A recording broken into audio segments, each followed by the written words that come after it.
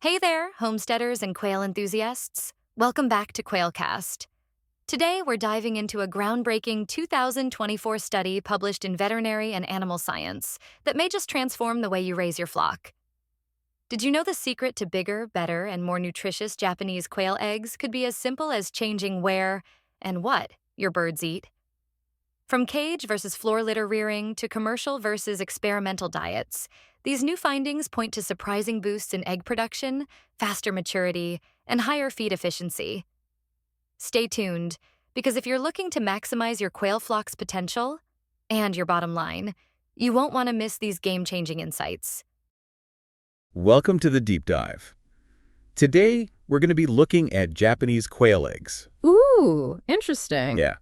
And we're going to try to figure out just how much housing and diet can really affect them. Okay. Not just like how many eggs you get, but like their nutritional value. Right. And the stuff that people actually care about when they buy eggs. Yeah, that's actually a really good point, I think. To help us through this, you brought a scientific research paper. Yes. Straight from Veterinary and Animal Science. Straight from the source. We also have a news article that kind of summarizes everything. Right, kind of breaks it down, makes it a little easier to digest. What's the research about? So the research is looking at Japanese quail in two different housing systems. Okay. Cages and what they call floor rearing. Okay. And they were fed two different diets during the study Okay. to see how those things affected everything from egg production, feed efficiency, size, shape, and even the chemical composition of the eggs. Whoa, so like the whole 9 yards. Yeah. Before we get into like the nitty-gritty of the results, Right. can you kind of describe what these systems actually look like? Yeah, of course. Like what is cage rearing? What is floor rearing? So cage rearing, as you can imagine, involves cages, Yeah. typically multi-tiered cages, Okay. in a controlled environment. So, consistent temperature, set lighting schedules, Oh, yeah. really meant to optimize efficiency. So it's all about just like churning out the eggs. Yeah. What about floor rearing? Floor rearing, they give the birds more space. Okay. It allows them to engage in more natural behaviors like nesting, Okay. things like that. So right off the bat, it sounds like there's some trade-off. Oh, yeah, absolutely. Right. Like you get more efficiency in the cages. Yes. But maybe less Animal welfare, potentially. Yeah, exactly. Like freedom to do their thing. Right, exactly. What about the diets? What were they eating? So the researchers tested two diets. Oh. First was a standard commercial layer diet, CLD. Okay. Think of it as, Their normal food. yeah, like a perfectly balanced meal plan to meet all their nutritional needs. All right, that makes sense. The control group. Yeah. And then the second was what they called an experimental diet, ED, Gotcha. that was designed for this specific study. So it was like formulated by the researchers. Yeah. Okay, so we got our two housing systems. Yes. We got our two diets. Mhm. Let's dive into the findings. Yeah. I'm really curious. I think you'll find these quite interesting. I hope so. Let's start with the timeline of egg production. Okay. So the cage-reared quail reached sexual maturity and began laying eggs earlier than the floor-reared. Yeah. And they also achieved 50% egg production sooner. So even in those early stages, like Yes. housing already plays a role. Absolutely, yeah. What about the diets? Did that affect it at all? Yeah, so the quails on the commercial layer diet, Mm-hmm. regardless of housing, they matured faster as well Oh. and reached that 50% egg production sooner, too. So it sounds like both cage rearing Yes. and this commercial diet Yeah. really sped up the egg laying. It did, yeah. I mean, I guess that makes sense, but it's still interesting to see Yeah, exactly. how did these different factors play a role. Right. So what about actual egg production numbers? Like how many eggs are we getting? Right. So they measured what they call hen day egg production, Okay. which is the average number of eggs laid per hen each day, and then hen house egg production, which factors in the total number of hens. Okay. So consistently cage rearing led to higher rates for both. Okay. So if we're purely looking at Yeah. like quantity of eggs, Uh-huh. cages are the winner. It seems that way, yes. And then if we factor in the diet, So the commercial layer diet led to higher hen day egg production Right. for both housing systems. so the commercial food is doing well. It's doing great, yeah. It's interesting how even like, I guess, seemingly small changes in diet Yeah, can really affect it can, yeah. like how much they're producing. Absolutely. What about how much feed they consumed? Like how much did they eat? Yeah, so this is where we get a bit of a counterintuitive finding. Oh, The research shows that cage-reared quail actually ate more. more. Yeah, more feed than those on the floor. I would have thought. Like Like you'd think, right? floor-reared birds. Yeah. They have more space to move around. Exactly. You'd think they'd be the hungry ones. Yeah, they'd be burning more calories. Right. But remember, the cages restrict movement. Right. So, potentially they're just spending more time eating. They're just bored. Yeah. It's a fascinating insight into the behavioral differences, Yeah, I mean, I guess it makes sense. Yeah, But it's still, like, kind of surprising. absolutely. So the cage birds are eating more, but are they actually converting that into eggs more efficiently? That is the question, and here's where it gets more intriguing. Okay. So they looked at feed efficiency, Okay. which is the amount of egg mass produced per kilogram of feed, Uh-huh. and it was higher in cage-reared birds Okay. and those on the commercial layer diet. So even though they're eating more, Yeah. they're actually, like, Yeah, they're converting it better. we're getting more bang for their buck, so to speak. Absolutely, yeah. So I guess that's another point for cages. Yeah. Even though, we have the ethical concerns. Right, exactly. That's always a big part of this. Right. But from like a Yeah. pure numbers perspective, Uh-huh. cages seem to be doing better. Right. This kind of gets into the economics of it, right? Absolutely. Because, if they're using less food to produce the same amount of eggs, Yeah. It means lower costs. it's cheaper. Yes. But then again, there's the whole ethical thing, Right. You got to consider that. which we'll get into. Absolutely. But first, what about how long they live? Did that differ at all? That's a good question. Did the cages affect that? Did the diet affect that? They found no significant difference in what they call livability Okay. between the two housing systems for most of the study period. Okay. There were a few specific times where the cages showed a slight advantage, Yep. but overall, it didn't seem to affect lifespan significantly. Okay, so that's good. Yeah. But the birds on the commercial diet did have slightly higher livability overall. Okay. So diet plays a small A role. little bit. Housing, not so much. Not as much, no. Okay, so let's get into the eggs themselves. Right. Did they look at, like, the nutritional content? Yes. And this is where we see diet kind of take the front seat. Okay. So housing actually had very little effect on the chemical composition of the egg albumin and yolk. Huh, interesting. So whether they were in cages or on the floor, it didn't really affect the basic makeup. Okay. However, eggs from quail fed the CLD, the commercial diet. They had significantly higher levels of dry matter, crude protein, and crude fat Oh, wow. in both the albumin and the yolk. So it sounds like the diet really matters It really does. when it comes to nutrition. Yes, Which, of course, is important for, absolutely. people who are buying these eggs. Yeah, that's what we care about. Yeah, exactly. It's fascinating how these choices Yeah. back on the farm Uh, can actually change the food we eat. right, and it's not just basic nutrients. Okay. The study also looked at egg quality, focusing on what consumers often look for. Okay. Yeah, like size and all that. Yeah, like how big are the eggs, how strong are the shells, Yeah, all that good stuff. all that good stuff. So what did they find about the external qualities of the eggs? Well, they found that cage-reared quail eggs were generally heavier Okay. and had a higher egg-shell ratio. Okay, so the shell is like a bigger proportion Yeah, of the total egg weight. compared to the floor eggs. Exactly. Because that makes sense, right? Yeah, maybe the controlled environment in the cages leads Uh-huh. to more consistent egg production. Yeah, right. So they're just bigger eggs. Makes sense. But here's a twist. Mm. Floor rearing actually resulted in thicker eggshells. Oh, wow.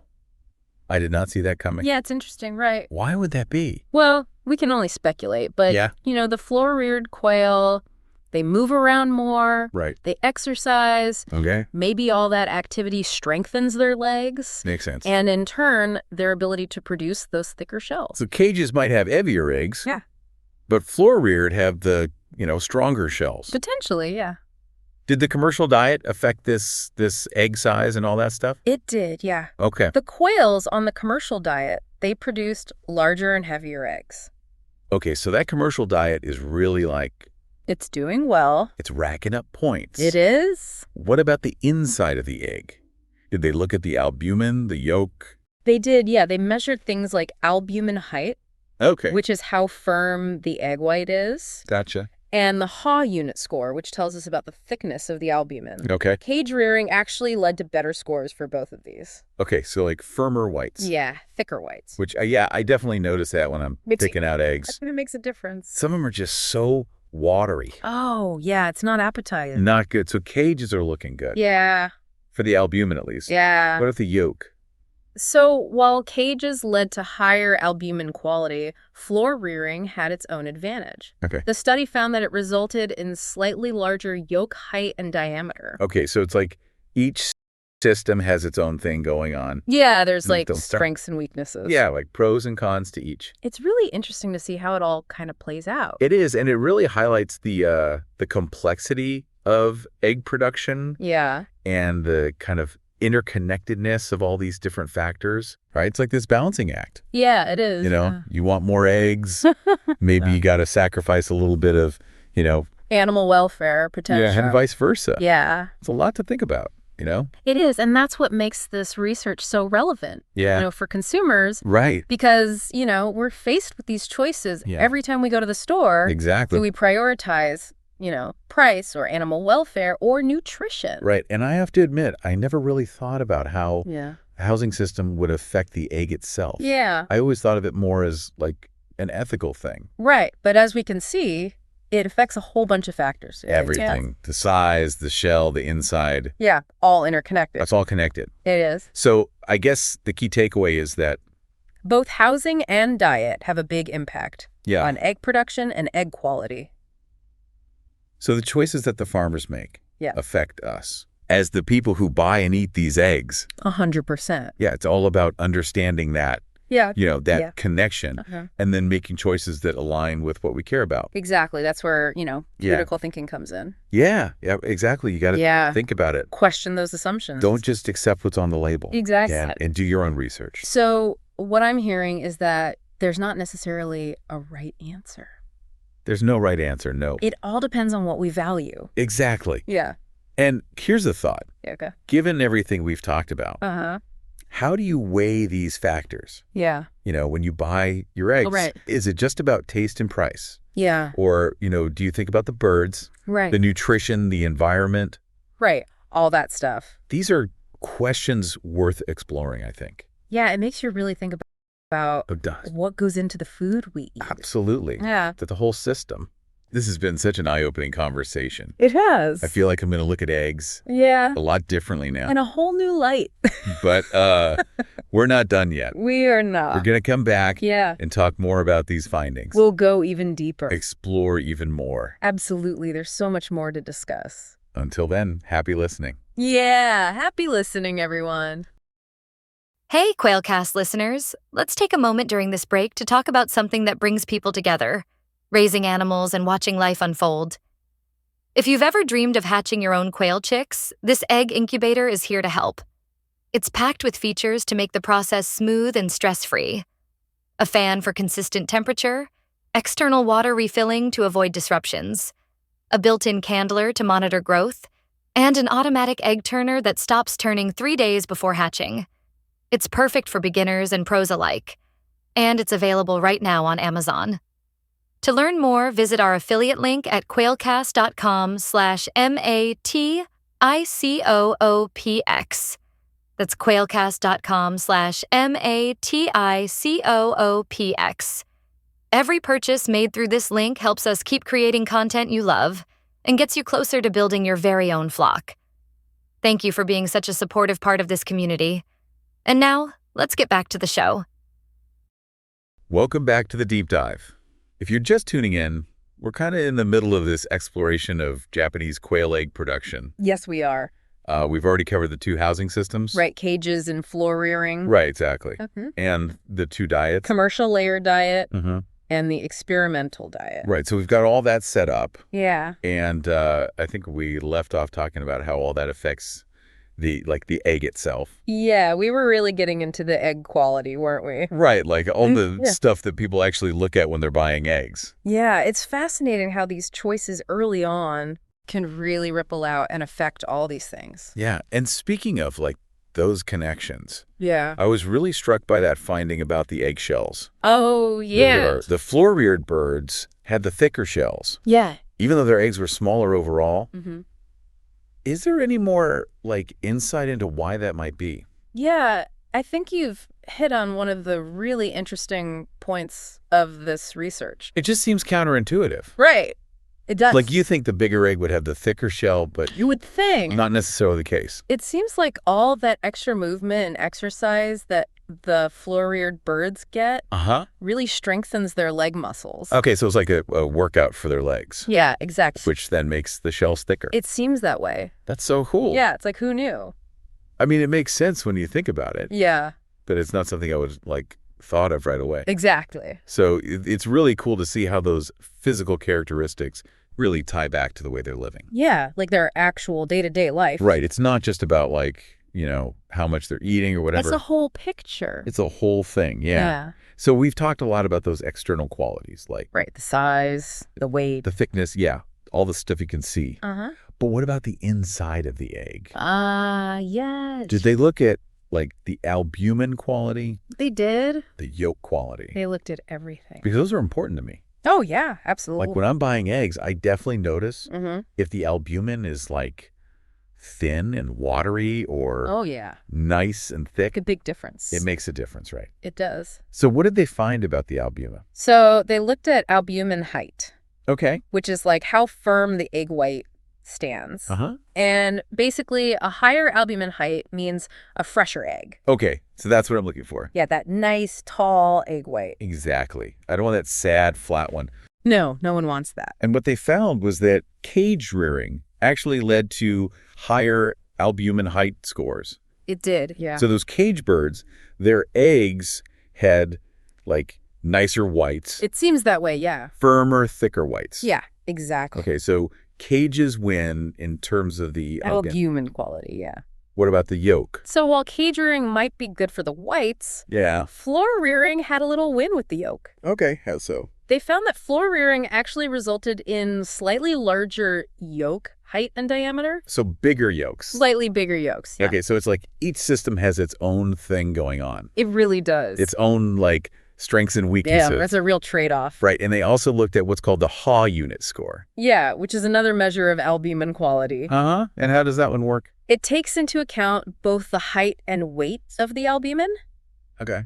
So it's kind of a more like comprehensive look at its firmness and overall quality. So it's not just how tall it is, it's also, It's like, how dense is it? yeah. And they found that, again, cage rearing led to higher scores. So cages are really winning on the albumin front. Here they are. But before we crown them the champions of egg production, Right. did the diets have any impact on these internal qualities? Yeah, so we saw how commercial layer diet affected the size of the eggs, Yeah. but it actually had an interesting effect on the yolk. Okay, how so?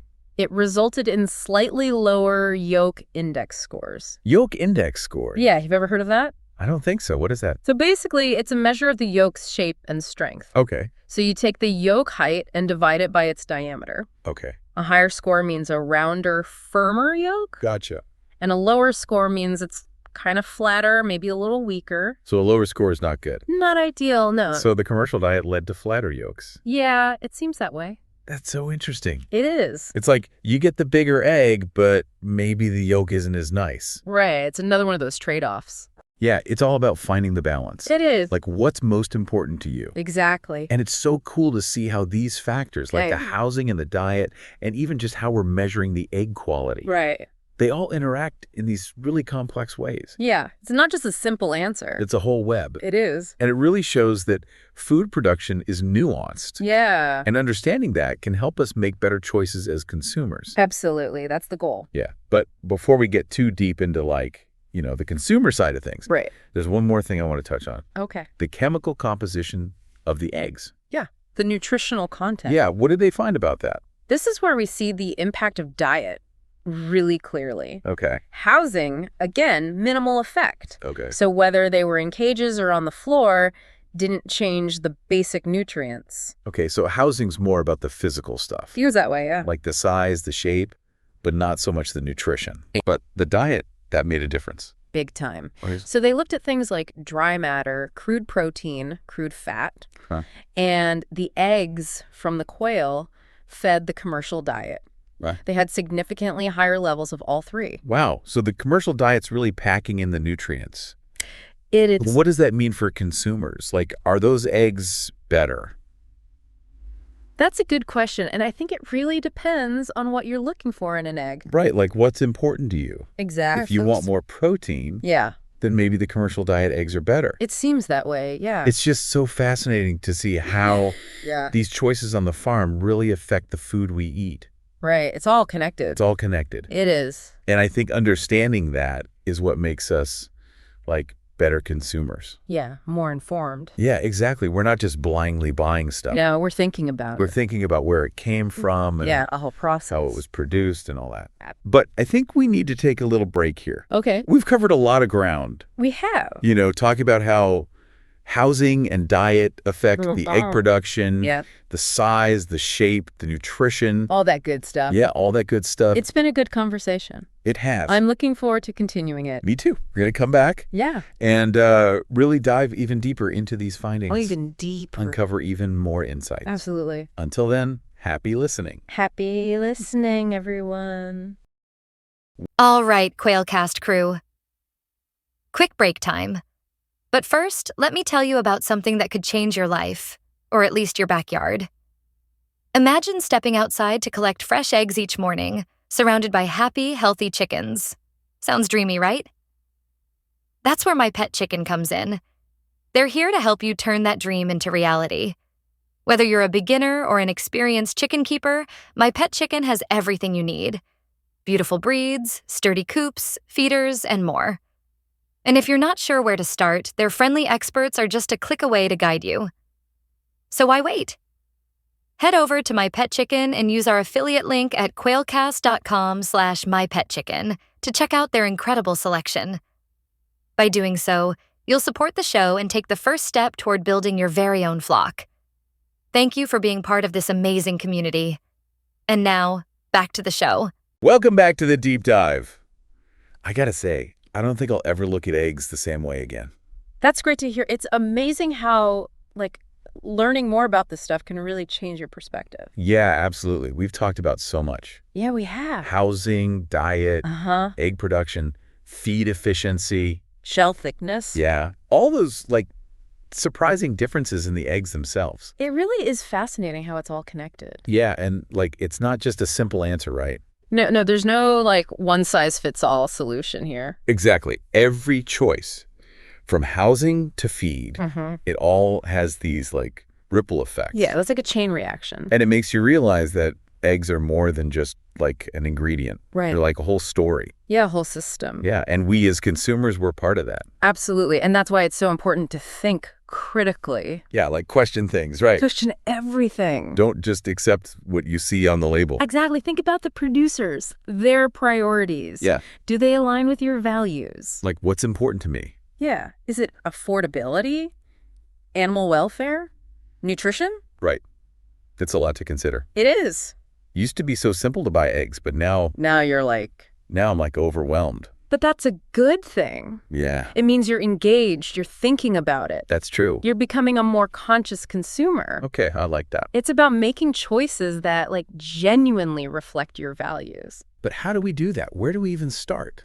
Start with awareness, which, we're doing here Yeah. just by learning about this stuff. Okay. You're already taking that first step. So I don't have to become an expert on everything. No. Just Slow. take it slow, start small, Okay. maybe research some local farms, look for certifications. Just Yeah. stay curious. Stay engaged. Exactly. I like that. It's Yeah. small steps. Yeah, little by little. And eventually it all adds up. It does. And it's okay to ask questions. Right? Oh, absolutely. Ask all the questions. Talk to the farmers, the producers. Yeah, other consumers. Yeah, build a community around it. Exactly. The more we talk about this stuff, the better. This whole deep dive has been so eye-opening. It's been great. I really feel like I've learned so much, I'm glad to hear that. and I'm definitely going to keep learning. That's the spirit.